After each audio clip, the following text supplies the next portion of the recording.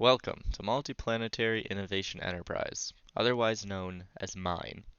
I am Brian Geiger, the Enterprise Manager, and I am accompanied by many of my peers to talk about our three projects. These three projects are Diver, Trencher, and Lunabotics. Our enterprise seeks to design, test, and implement robotic technologies that are capable of performing vital tasks in extreme environments. These environments currently include flooded subterranean caverns on Earth and the harsh lunar landscape, with opportunities for expanding in the future. As an enterprise, we are made up of almost 50 students of various majors and interests that are spread across our three projects. After a brief preview of each of our projects, we will be focusing on Lunabotics. Each of our teams have put in a lot of work this year, and we are excited to showcase all of their hard work. Hi, my name is Gabe Alice. I am the manager of the Deep Investigation Vehicle for Energy Resources Team, also known as Diver. This project focuses on making a remotely operated vehicle, or ROV, to explore and map flooded mines with the specific goal of exploring Quincy Mine. We aim to collect data for those interested in the possible implementation of a renewable energy source within Quincy Mine or other similar mines, specifically geothermal or hydroelectric power. To accomplish this, we use a combination of different sensors to create a 3D map of the mine for construction planning and for evaluation of the structural integrity of the mine should it be drained. Similar ROVs have been created for a wide range of applications, but this one is the first of its kind. The uniqueness of this project allows members to be especially creative in overcoming the challenges that are presented.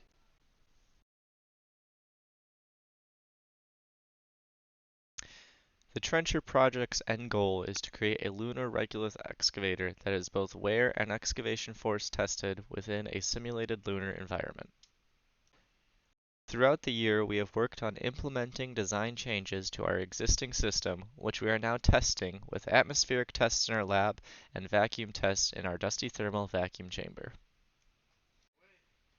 Key factors we are observing in our experiments include the power draw of the excavation motor, the temperature of the translation motor and the excavation motor, and the average mass excavation rate. Microscope visual analysis, surface roughness analysis, and change in mass calculations are also being used to collect more data on the wear of the bucket teeth and select chain links.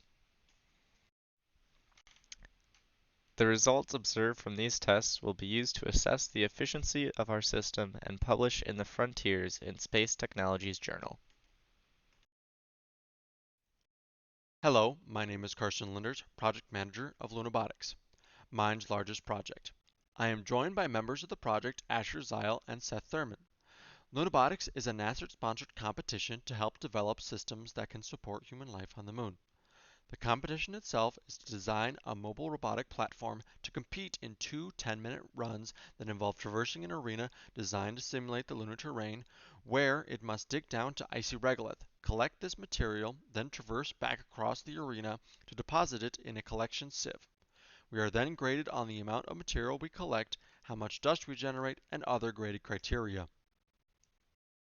To meet the expectations of the competition, the Lunar Robotics team has utilized a systems engineering approach, breaking the project into 5 different subsystems: chassis and mobility, electrical hardware and data acquisition, excavation, hopper and material handling, and rover autonomy and networking. Over the course of the year, we broke up the process of creating a successful rover into different phases. First, we established various requirements for the different subsystems to fulfill, as well as ones that are system-wide. The next phase was to actually design the rover, which involved creating different ways for it to achieve its goal. For example, the traversal type, how it would excavate and hold and sift the regolith. Many different solutions were suggested, and upon those suggestions, different combinations were put together, and using an iterative process by looking at different aspects of each of the rovers, such as ease of transportation and dust mitigation. We landed on a four-wheel drive bladed conveyor excavation system with a sifting belt for the hopper, which has been named Automated Regolith Excavation System, or ARES. We have just completed the bulk of the manufacturing of ARES and submitted a proof-of-life video to NASA.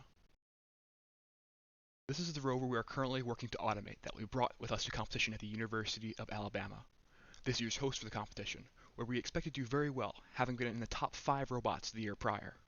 With having a yearly competition, we are always learning from past years and improving our design process and rover designs with that knowledge gained from previous years. Multiplanetary Innovation Enterprise has opportunities for students across multiple majors to learn practical skills through being involved in an engineering process. Within our 3 project, members have opportunities to work on mechanical and electrical design, manufacturing, programming, testing, and much more. Our hands-on approach allows each member to gain experience throughout the duration of each project, from the design phase all the way to completion of the project's goals. On behalf of the enterprise, I would like to thank our members, our faculty advisor, Dr. Paul Vansasante, our sponsors, and you for listening to our presentation.